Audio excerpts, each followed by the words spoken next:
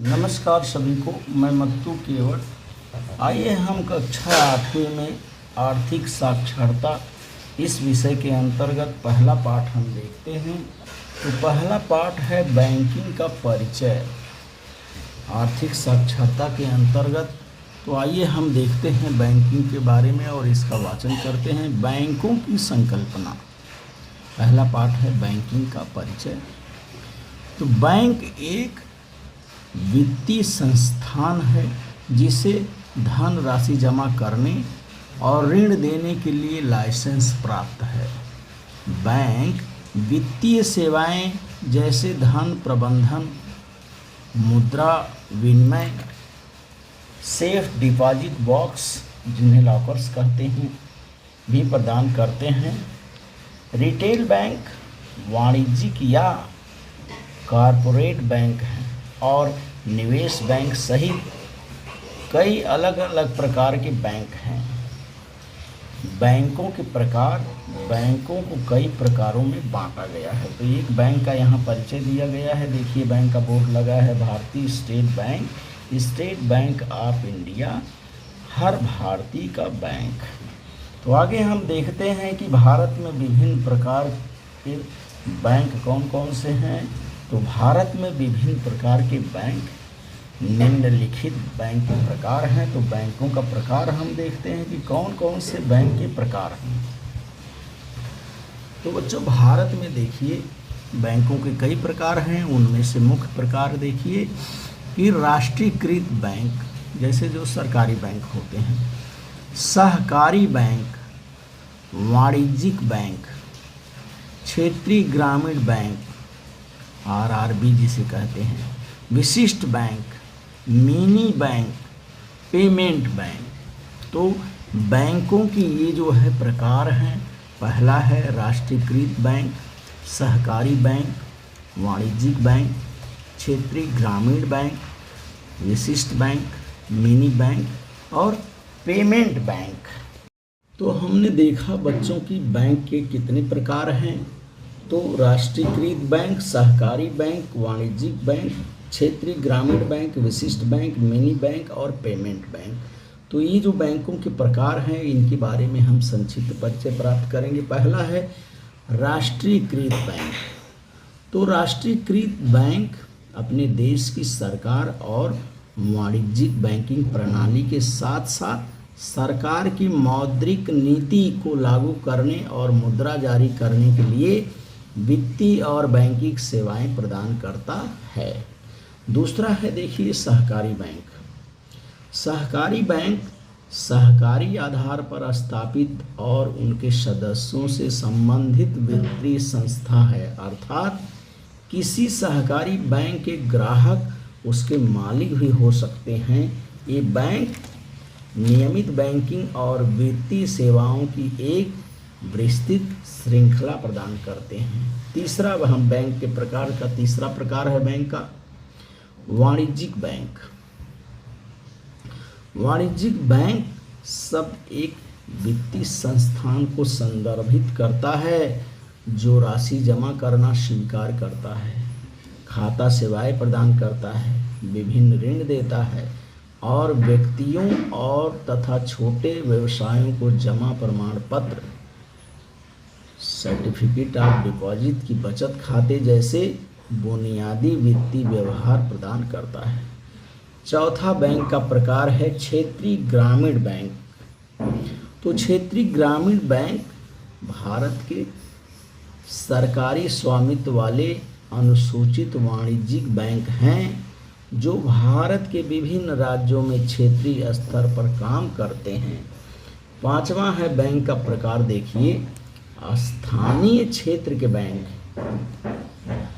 स्थानीय क्षेत्र के बैंक एलएबी को उन बैंकों के रूप में परिभाषित किया जा सकता है जो भारत सरकार द्वारा पूरी तरह से स्थानीय संस्थाओं को ग्रामीण बचत को प्रोत्साहित करने और धन जुटाने में सक्षम बनाने के उद्देश्य से स्थापित किए गए थे और यह सुनिश्चित करते हैं कि ये बचत ज़रूरतों से संबंधित निवेश के लिए उपलब्ध कराई गई है। बैंक का छठवां प्रकार है, देखिए छठवां प्रकार है बैंक का विशिष्ट बैंक।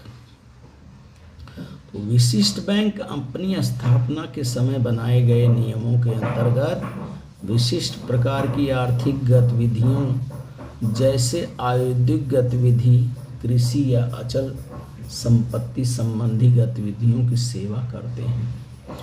सातवां है mini bank. Mini bank Bharat में एक प्रकार के बैंक हैं।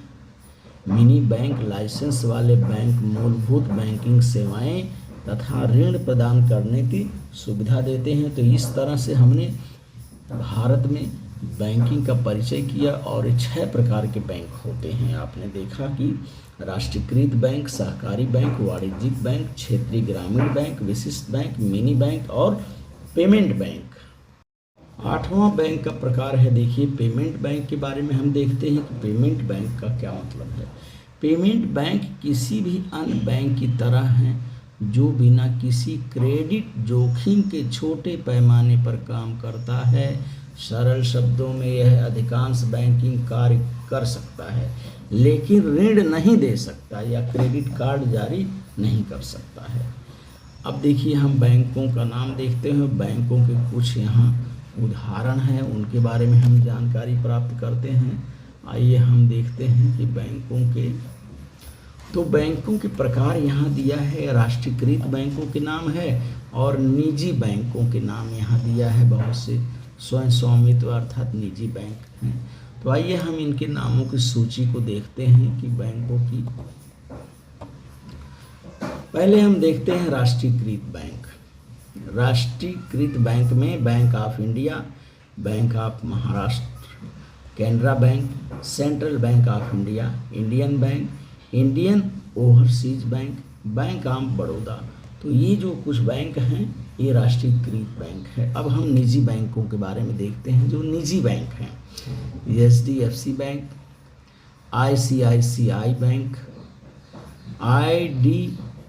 IDFC bank, Saraswat bank, Abhyudaya bank, Mahanagar bank, Axis bank. तो ये जो बैंक हैं ये निजी बैंक हैं। तो देखिए यहाँ बैंक का एक चित्र भी दिया गया है कि इसके अंतर्गत किस तरह से कार्य किया जा रहा है और यहाँ लिखा है BANK के बैंक। आगे हम देखते हैं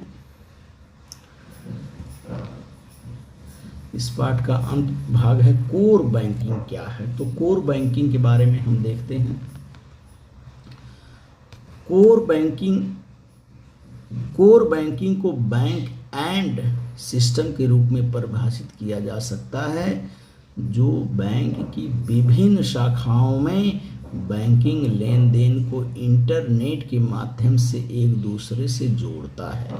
इस प्रणाली में अनिवार्य रूप से जमा, ऋण और क्रेडिट प्रोसेसिंग शामिल है। अर्थात ये कोर बैंकिंग जो है यह बैंकिंग लेन देन को इंटरनेट के माध्यम से जोड़ता है। तो इस तरह से आप इस वीडियो के माध्यम से पहले पाठ का परिचय प्राप्त करिए और जो बैंक है, बैंकों के नियम है, बैंकों के बारे में, बैंकों के नाम है, कितने प्रकार के बैंक हैं, इसकी जानकारी आप इस वीडियो के माध्यम से प्राप्त करिए।